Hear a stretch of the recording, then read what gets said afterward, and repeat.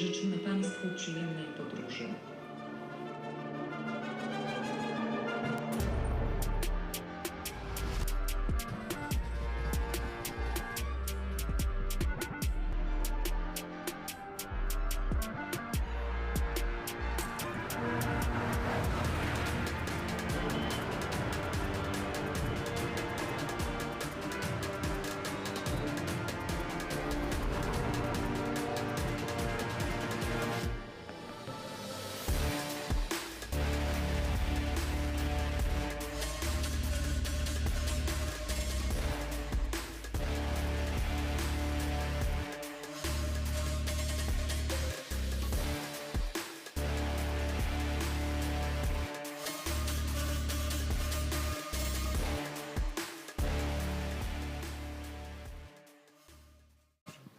Dzień dobry, witam Państwa bardzo serdecznie. Nazywam się Tomasz Kamiński, jestem profesorem. Good afternoon, ladies and gentlemen.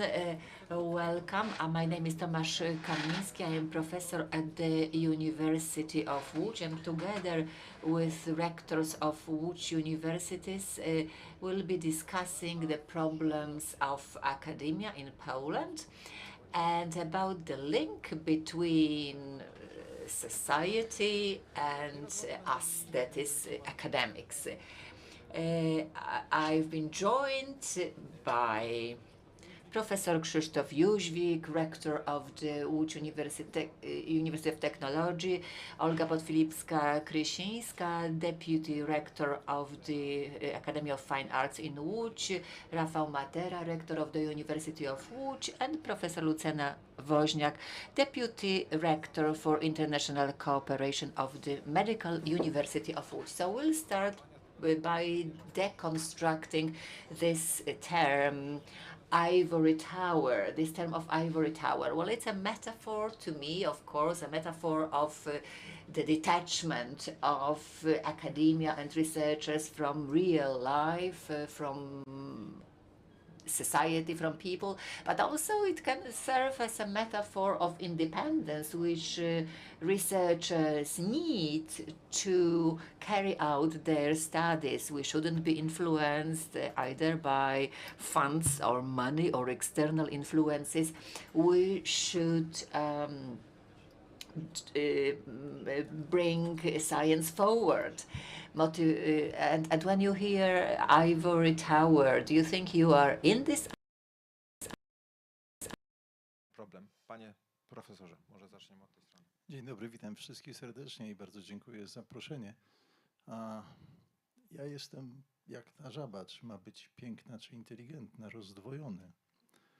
Bo z jednej strony chciałbym być w tej wieży, rozumianej jako coś, co stanowi kompletną niezależność, a z drugiej strony jestem bliski jednak ziemi i wiem, że to nie ode mnie zależy, jaki strumień pieniędzy wpłynie do uczelni i w jaki sposób mogę czymkolwiek zarządzać. Raczej zarządzam biedą i próbuję połatać wszelkie dziury.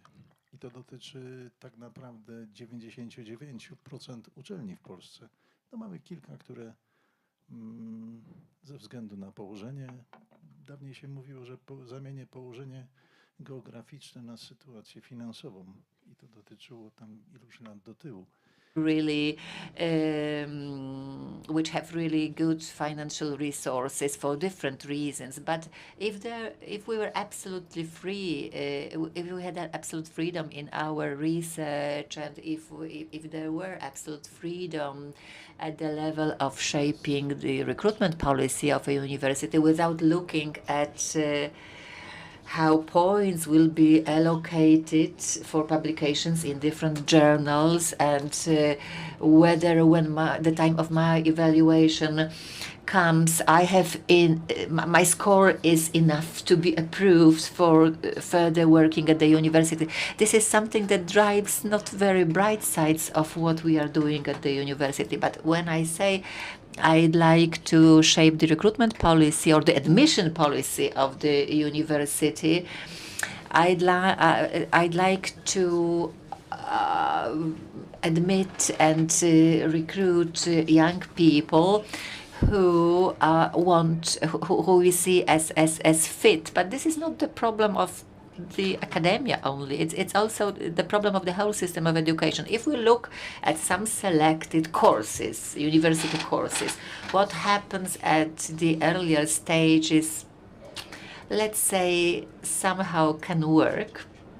But if we say that we want to have people who are not used to routine or to reproduce knowledge, it doesn't meet the criteria, the admission criteria that we have. Well, young person, well, a human being, when he or she is born, is interested in the world, wants to experiment and identify what happens around her or him. But this instinct of self-learning is killed step by step. There are schemes that are being input into their brains, and they don't know how to resolve problems that they are faced with. So coming back to your question, I'd like to find myself in a place where I could make my dreams come true, my dreams about the university, about the education, about research, about the relationship of freedom, while assuming that there are some values like tolerance, ethics, and truth which cannot be discussed. Professor, well, good afternoon. I feel privileged because I think that I'm the only one who represents a creative university and well, I represent the Academy of Fine Arts, so we should be close to the academia. But in fact, we've never been close to it because by assumption, we are in the Ivory Tower, and we are not in it because artists who established our academy were debating whether we should be academic artists detached from everyday life, or should we be close to the reality and redesign the post-war reality.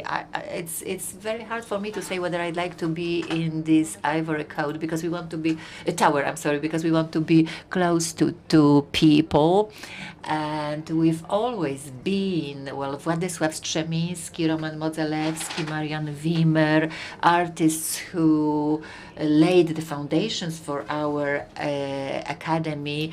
They said that purely artistic activities will act as a laboratory of form that will serve to bring our academy closer to people and to open it to designing products and objects that will be used by people. We had better times, we had worse times, but we were sometimes more detached from real life. Sometimes we were saved by industry, like in the 1950s. That all happened thanks to the intelligence and smartness of our rectors. But today, for sure, speaking about the funding of our academy, we'd like it to allow us to be close to contemporary trends in art, to new technologies. 3 years ago, the opening lecture for the new academic year was produced by a professor who wished us to be able to cope with challenges of the future. I'd like it to be like that, and I don't like this ivory tower to be a metaphor of distance, but of closeness. Well, good afternoon, ladies and gentlemen. We represent the Lódź academic partnership, and it will be very difficult to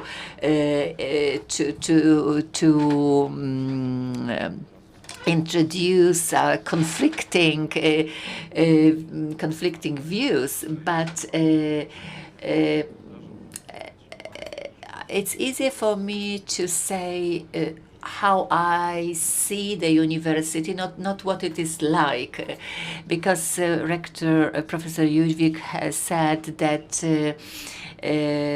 he'd told about his vision, and I subscribe to it, but I think also that the university should be very much engaged, and academics should be involved in business, in politics, and business should expect know-how from us. But of course, we need support.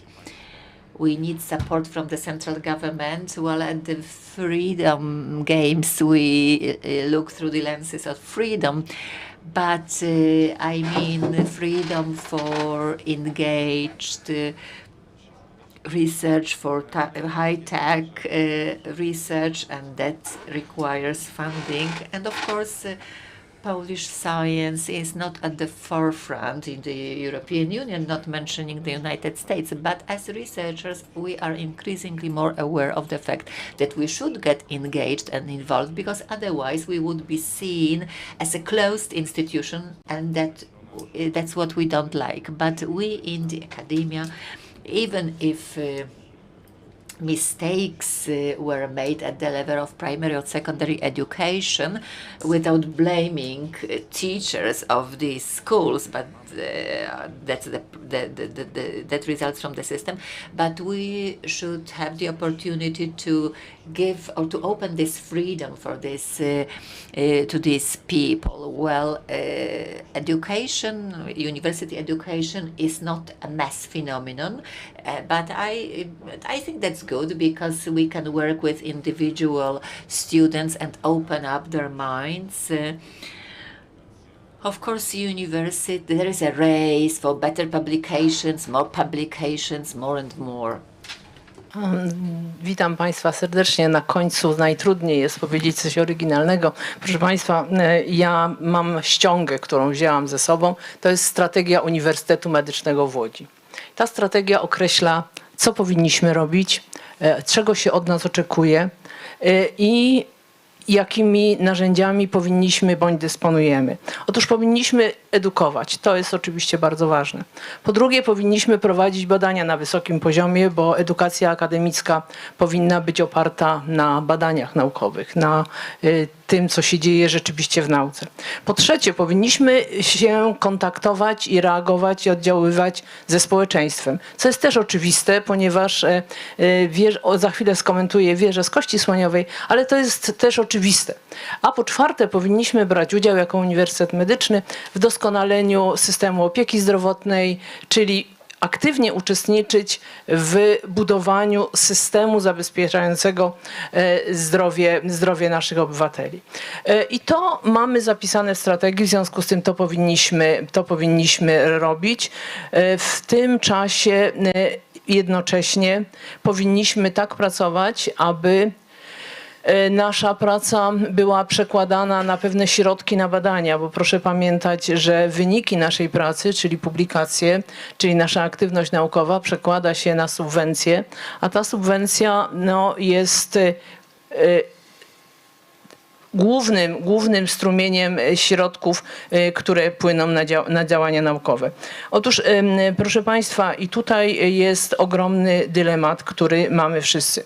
Ja mam tę przyjemność, że reprezentuję... I have a great pleasure to represent Life Sciences. We need to talk about rankings. We are evaluated on this basis irrespective of the flow of money. We are evaluated based on rankings, and based on this we can find out where we are in the world, in Poland, and where our partnership is in Łódź. We can say that Poland is in the 27th place in Europe in terms of innovation and research. So these are data from 2024. We are at the very end. So we should ask ourselves whether, without change, and significant change, we would be able to advance, and how we could do that. I'd like to tell you that the degree of scholarization in Europe is very high. So we are in the top 10. in Europe. It doesn't translate into results, into innovativeness, into economic development, and that is what we are expected to do from society, people who come to the university, who are students who are enrolled, those who manage science, who manage the country, and can we change the situation? In my opinion, it is not possible because there are a number of problems here mentioned by the rector. There are a number of systemic problems. Like in the current situation, despite the great efforts of the academia, we are unable to institute changes that would satisfy society. Moreover, if you think about how academia is perceived by the government, what comments we hear from them about what's going on in science, one could think that expectations from a society are inconsistent with the resources obtained from universities, not only in terms of funds, subsidies, grants, and support from structural funds, other sources. And a very important element is a human element. In the Shanghai ranking, Harvard has remained top of the list. When you enter the Harvard website, you will see the success rate. 3.2% of applicants actually get enrolled. So among 100 applicants from around the world, they will choose only 3, and they're going to go forward with building the power of that university, the strength of that university. And the Ivory Tower is a concept of Karl Jaspers 40, 50, 60 years ago. He said that we're going to create a community of students and researchers that work together because they aim to learn the truth, discover the truth. Now, currently, universities are burdened with very many tasks that make it very difficult to focus. I dream of having one day per week to be in that ivory tower. Let somebody cut off telephones and any communication so that we could conduct certain intellectual activities to arrive at concrete results. Though in your utterances, not surprisingly, I heard some voices that Polish universities are underfinanced, but let me act as a devil's advocate and act from the point of view of members of society, or let's say consumers of the media. What do they know about academia? For example, the NCBR, they can't hear about any inventions, scandals. The Copernicus Academy, an institution created by the former government, politics. Now the Łukasiewicz network, it looks like it was very sensible. Again, political nominees. The Polish Academy of Sciences, okay, plagiarism, squabbles about money, and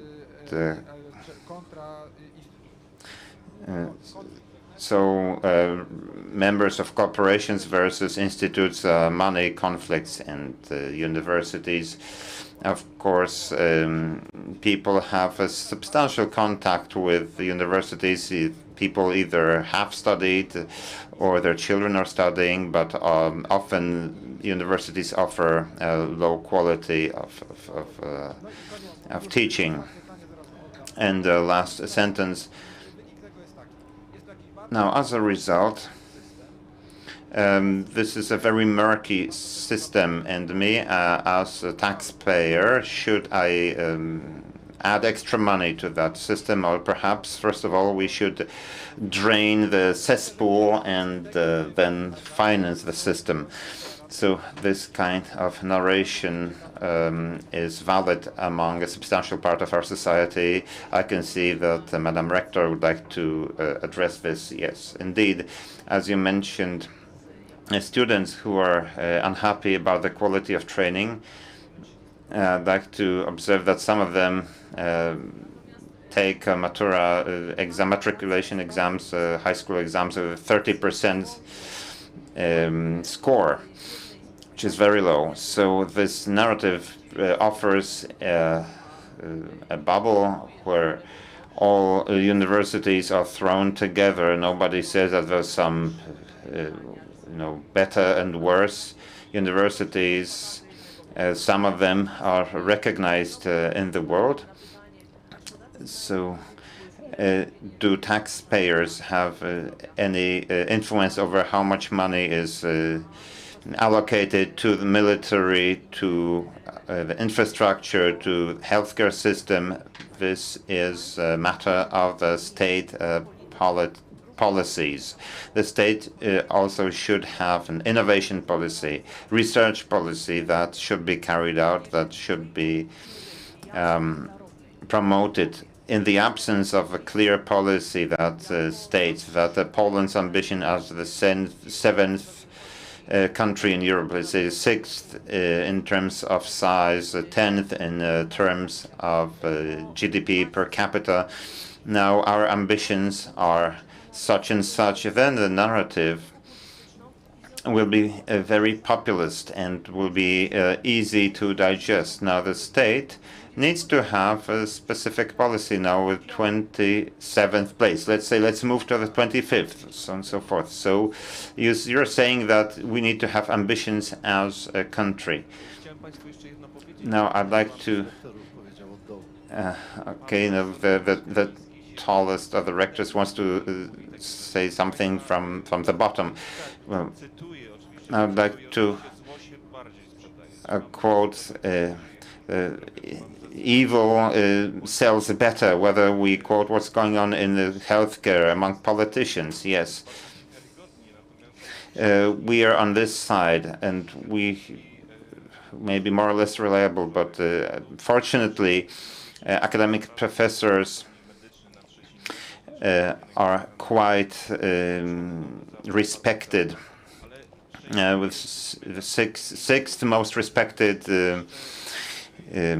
occupation or profession. The first one is firefighters, and we have nurses, some others, but compared to judges or priests, our advantage is enormous, but still, this is not satisfactory. We want to do much better, and how can I address the question, are we necessary, are we needed? And I'd say yes, of course. I don't like to be compared. I hate rankings, and I don't want to be compared to the United States, to Harvard. I am telling my students that Harvard is the most important institution because the suicide rate among students of Harvard is the highest in the world. We do not have data for Poland, but in the United States they do have such statistics because of the incredible pressure on the best students, on the select ones. Now, on the other hand, what is our role in we will hear from the Art Academy and Technical University, but we are responsible for the choices of future generations. Now we must tell people what responsible politics may lead to, or regimes. Now Acemoglu, Johnson, and Robinson were awarded a Nobel Prize. On Monday, it was one of the happiest days of my career, and they studied the role of institutions, social pressure on governments, and to what effect we can actually exert pressure to change things without a revolution. And I believe in these things, and that's why I remain in academia, perhaps naively. Well, perhaps, but an important remark was that actually all communities in Poland are accused of the worst instincts. We as artists, we are said to be drunks and smokers. So we need to teach our students how to preserve a distance to what is being said, so that YouTubers and influencers were not the highest authorities for them. We need to show them how to cope with kitsch, with things that are very easily created by means of AI, so that they knew how to cope with this, how to make sure that our surrounding reality is the best possible one. These are the threats that we should guide them through during university, academia, or polytechnic education, so that they knew how to cope with the modern world. And as Professor Bochińska said, without us they won't be able to cope with the threats around the corner. Now, ladies and gentlemen, I'm right now in a state of schizophrenia. I'd like to add one thing. Minister Sikorski at the end of July said that universities cheat by bringing students from abroad. They don't teach them. They don't want, the people who don't want to study just to get visas. Yes, he was a little bit right, because there are 6 universities like that in Poland, and out of more than 300 in Poland. And 5 of them are private, 1 is public, but it shouldn't really be in academia. And then there are data that showed that 1 zloty invested in science brings 8 to 13 zlotys of profit. There isn't a better investment, but we must have a certain critical mass, because then even if we invest something, we won't get any returns. So this is a second aspect. Now the third aspect, which comes to my mind, is something that recently has been said by politicians. Now, one of the factor in granting subsidies is the number of students. So politicians say that universities accept as many students as possible, and then they expel them. But actually, the number of dropouts has always been quite high in the first year. Of course, we have musicians, we have the representatives of the art academy. They cannot complain, because they really have a select candidates. But in terms of medical university, classical university, technical university, we need students with a certain degree of preparation. How much is it? A half plus a third. Can you calculate how much it is? 90% of the students say 2/5, but artificial intelligence may help them. Fortunately, I am among the natural intelligence people here, so I'm very happy about it. So if on the other side,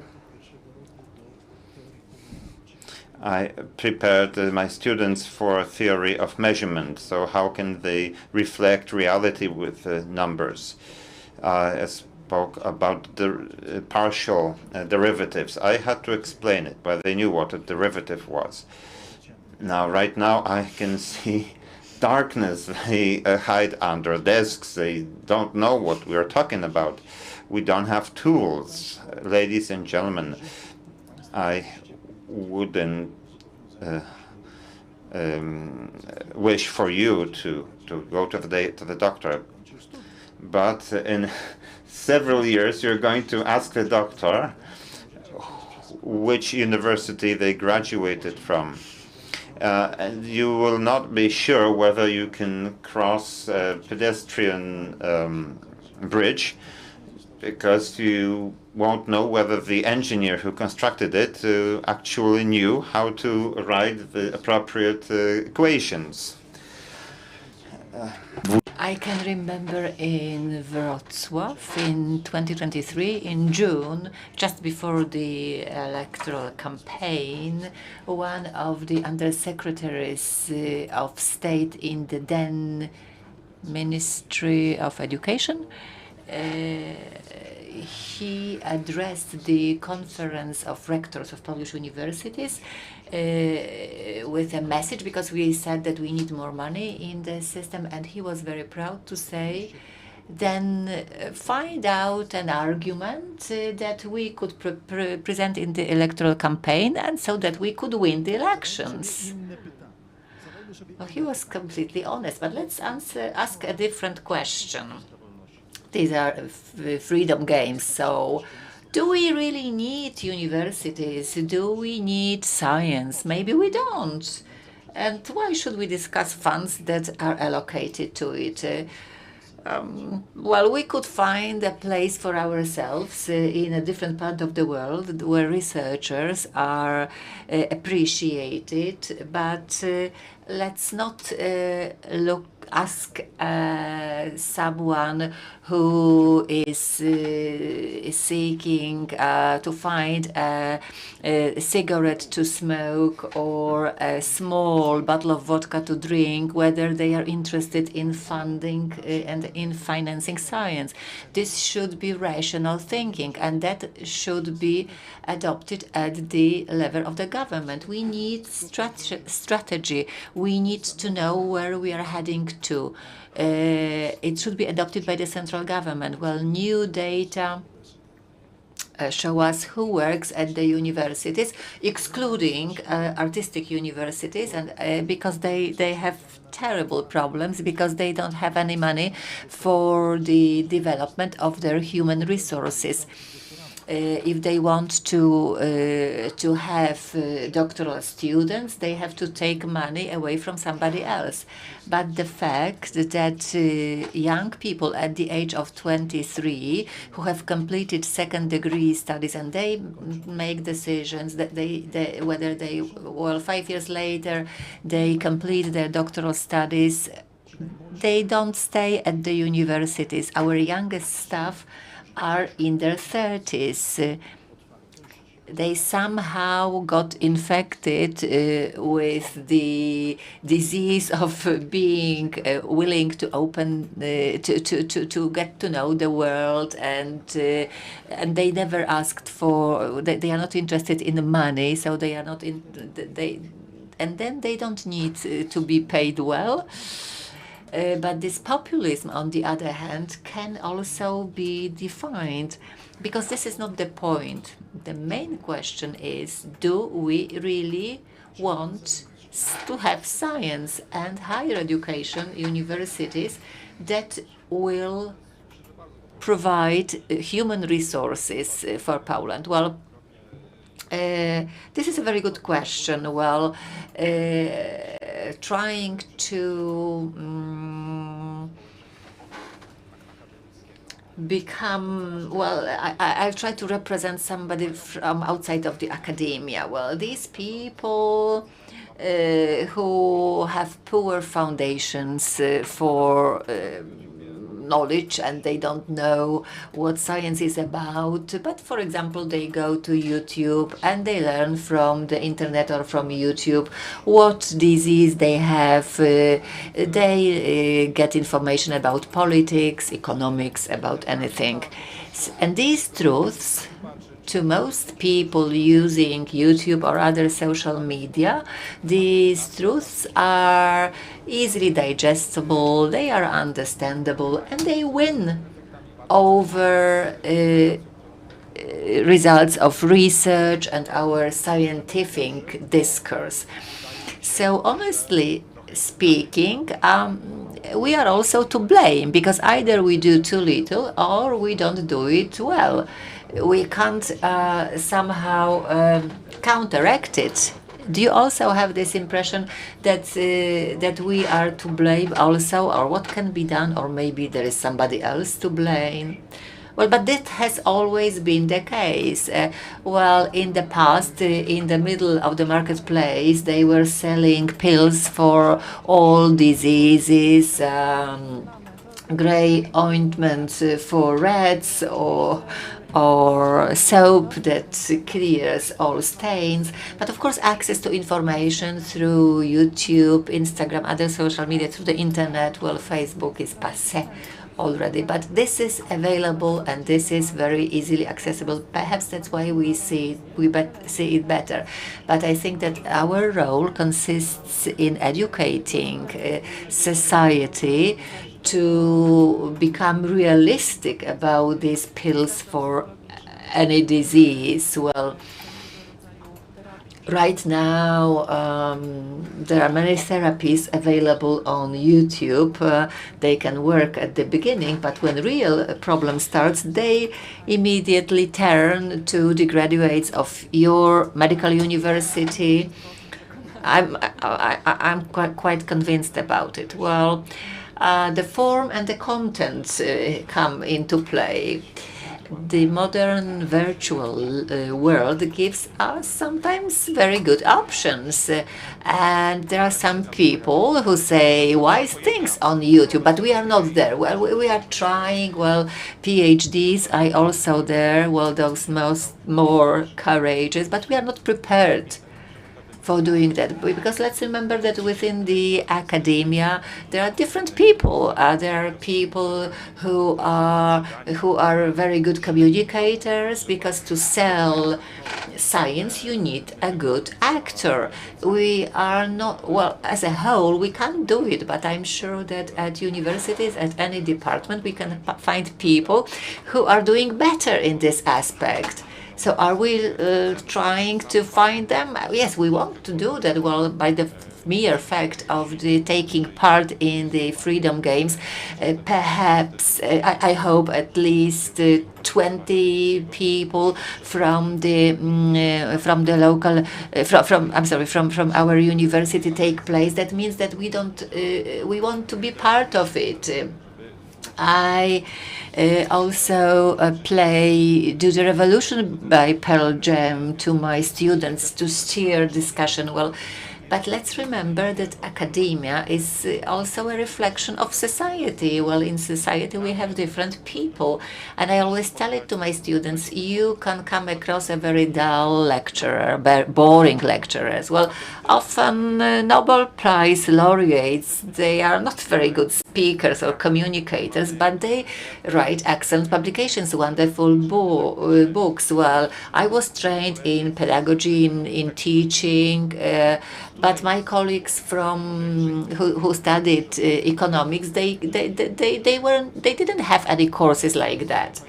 So they are well, there are limitations. We understand that this is important.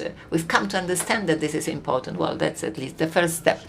I'd like to draw your attention to a paradox, because if we assume that we want to do big science, and big science provides foundations for the future, we need to be aware of the fact that we will not translate this science into the language of popular publications. Well, if that were the case, everybody would would take RNA vaccine. This is the social phenomenon. Look at what happened during the pandemic. There was a horrendous effort of medical society. RNA vaccinations, they had been in existence for many years. Suddenly a narrative was disseminated that RNA vaccination has come out of the blue, and perhaps it includes a small worm that will get into our brains. And who won this narrative? Great discoveries have to be promoted not by researchers, they have to be promoted by people who are prepared to do that, by people who should be trained by universities, as you've just said, and they should naturally, with full understanding of all socio-technical tools and media, they should explain that. It's not scientists who should explain their discoveries. We need these intermediaries. We need journalists who are able to speak about it, who can write about it. We need also time allocated to us in mass media, in TV, and not ad hoc when there is pandemic, but on a regular basis to explain certain processes which are taking place. And this shouldn't be done by researchers. A Nobel Prize laureate is not for explaining his or her achievements. They are there to make this scientific effort, but around them there should be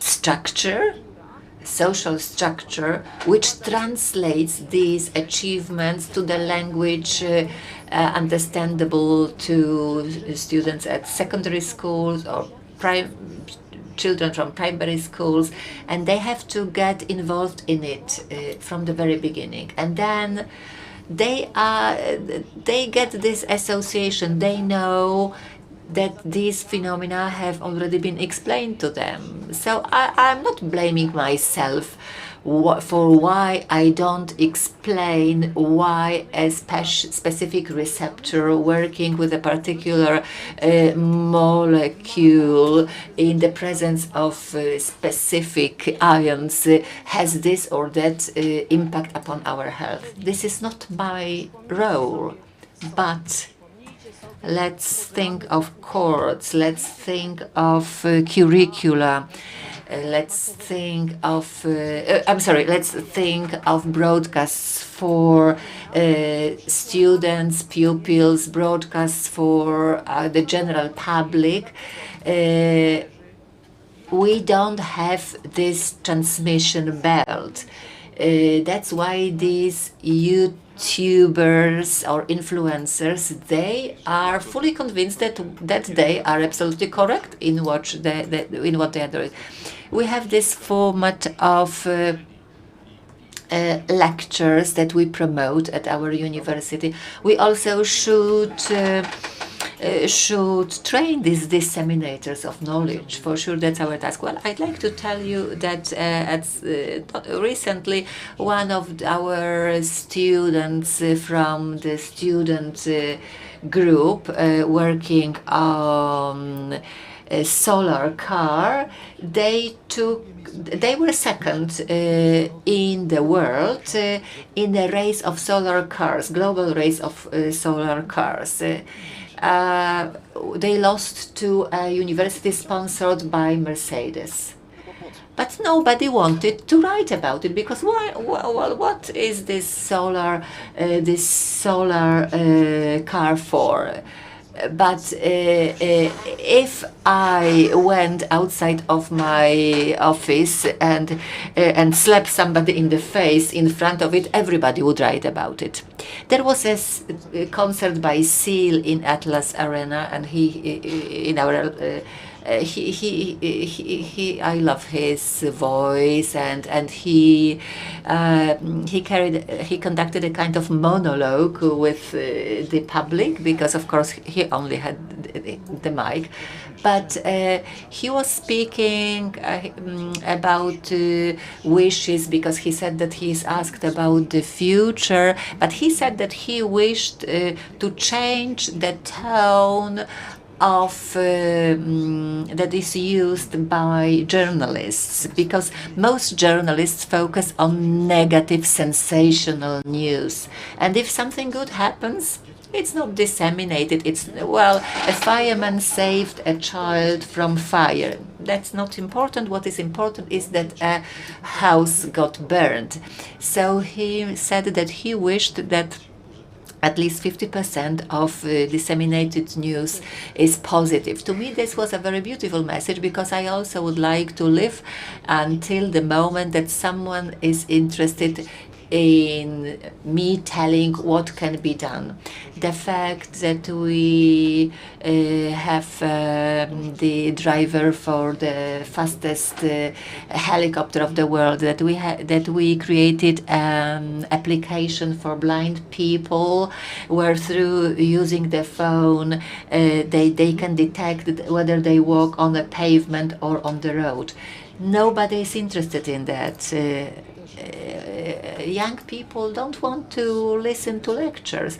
One of our professors, when she was asked, what can you do to make people listen to you? And she said, well, what can I do? Well, I just jump on the table and I start dancing. Well, so this is a different way of influencing people or encouraging young people to enter into interaction. We have systems where a student is a part of the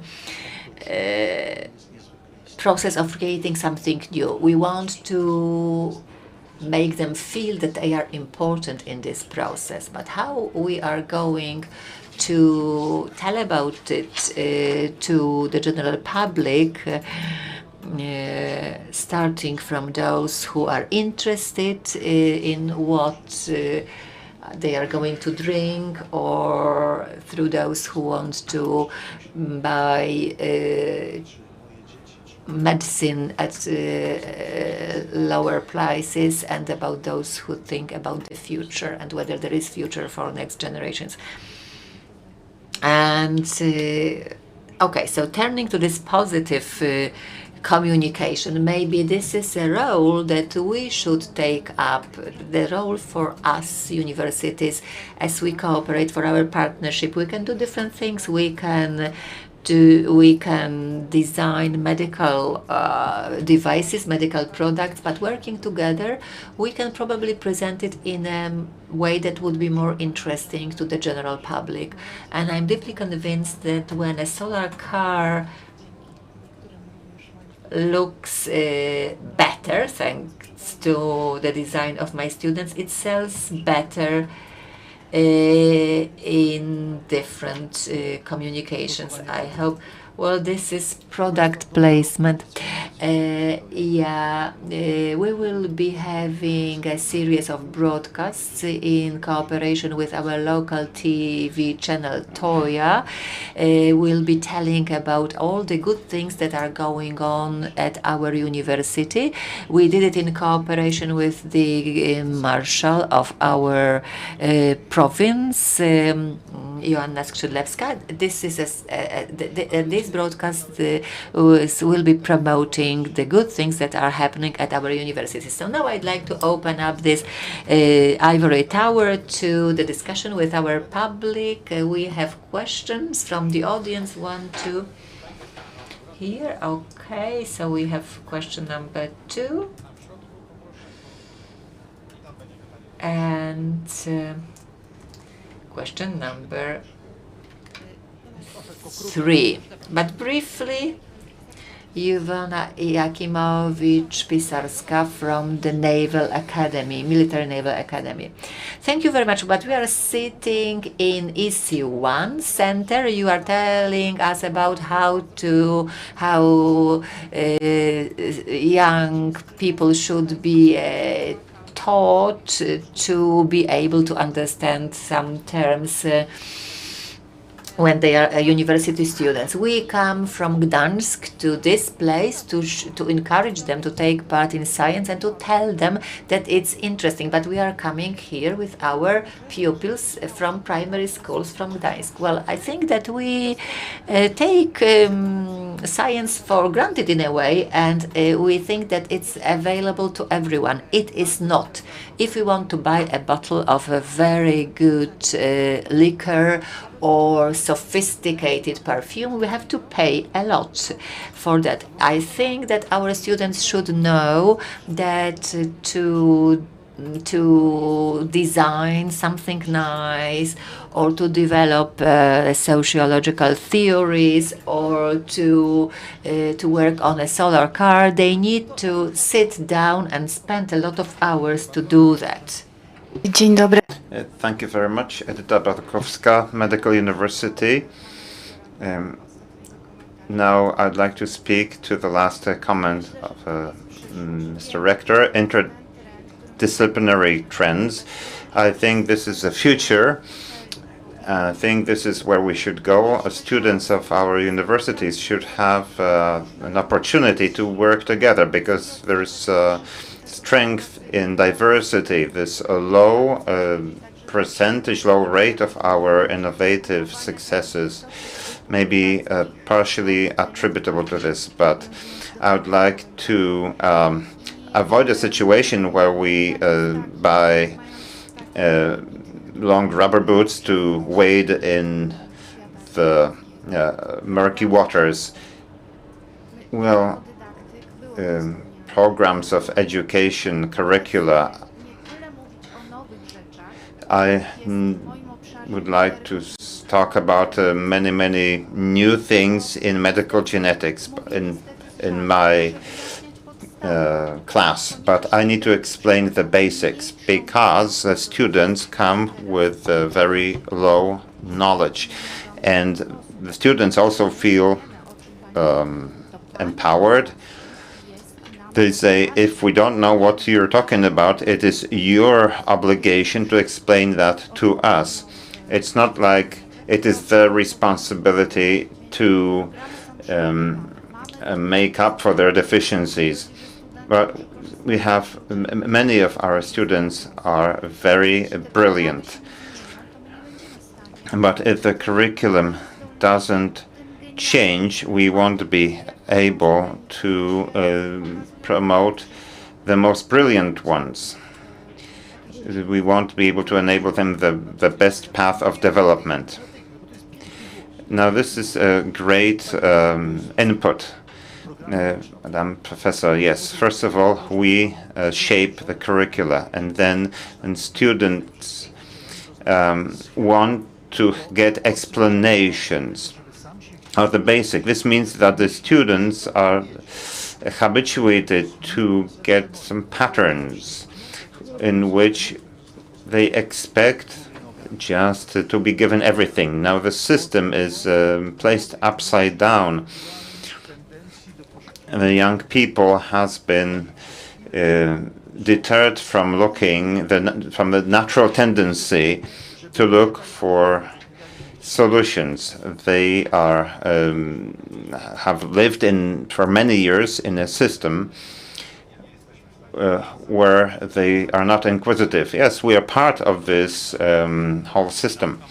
Tomasz, in my opinion, science can be sexy. It can make a lot of money for us. I think it's obvious for all of us here, but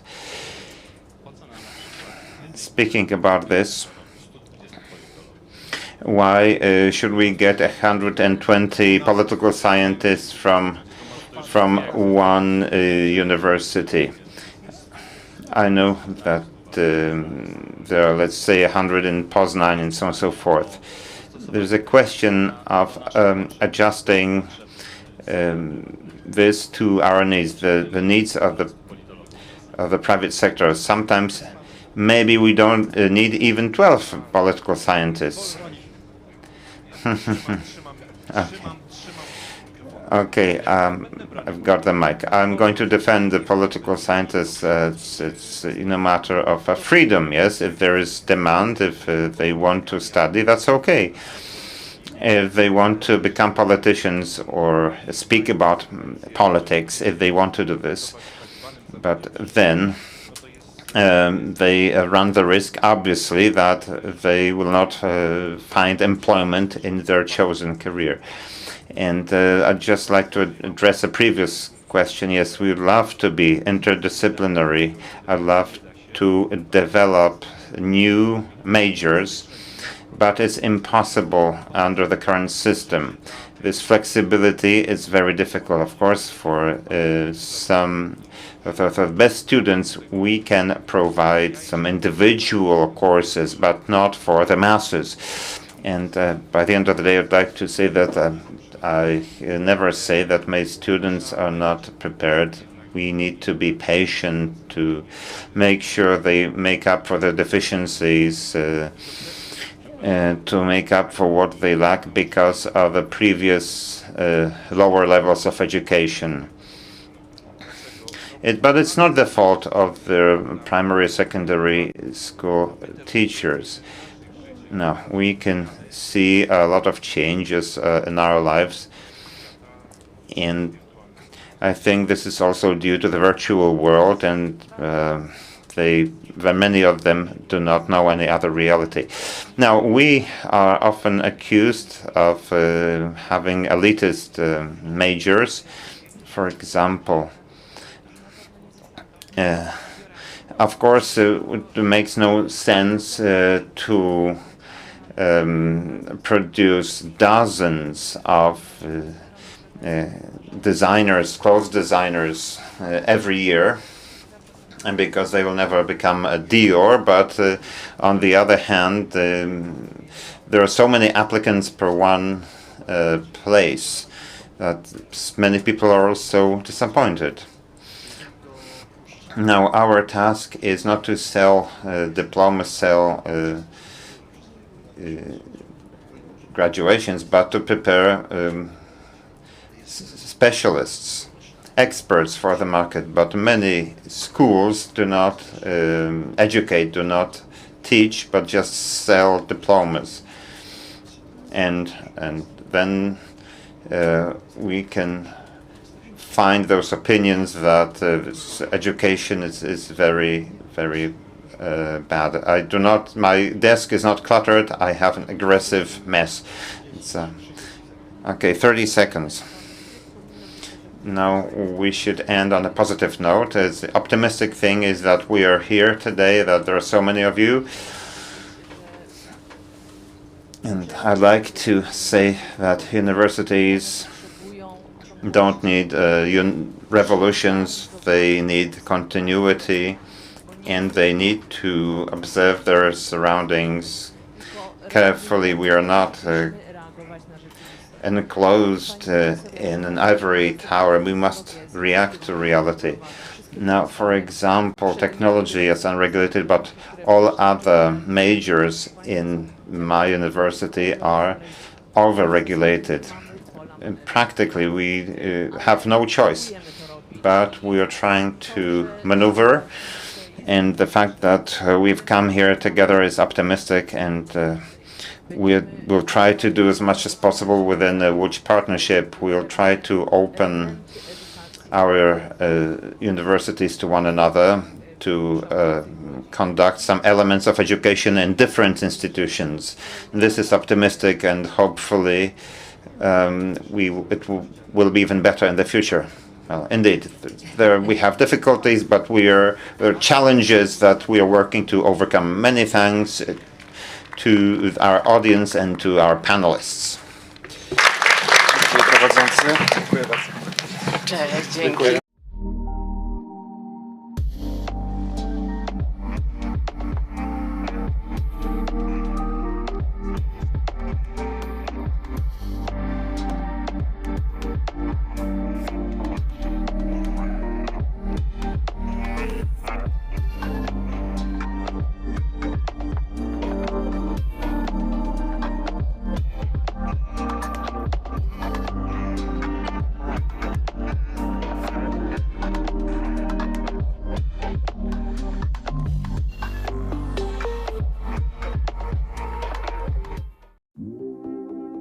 biznesowe powstają z marzeń.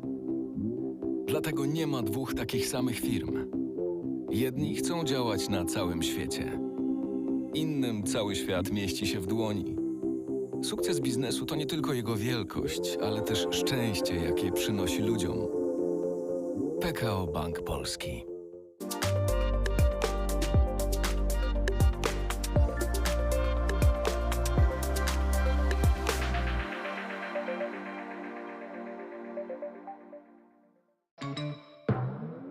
Czy wytrzymasz klockowe tortury? Ze stoickim spokojem. Czy w twardych negocjacjach zachowasz zimną krew? Czy poddasz się dobrowolnej eksmisji ze swojego łóżka? Brawo! Test na obecność serca zaliczony. To znaczy, że ty też możesz być rodzicem zastępczym. Dowiedz się jak na testserca.pl. Jedzą kanapki z kawiorem. Nadzwyczajna kasa. Obrażanie dziennikarz telewizji polskiej. Chodzi o działania polityczne. Przygotowanie ofiar dla pedofilów. Für Deutschland.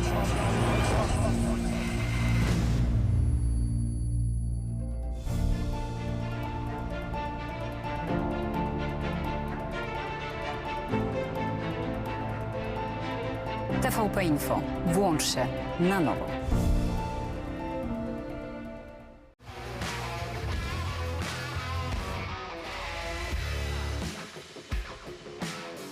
Rodzina spółek Pelion to 12 000 osób pracujących w ponad 300 spółkach w Polsce, Szwecji, Wielkiej Brytanii i na Litwie. Jesteśmy liderem w branży ochrony zdrowia. Od 1990 roku dbamy o długość i jakość życia. Pracować z nami możesz w jednym z 7 obszarów.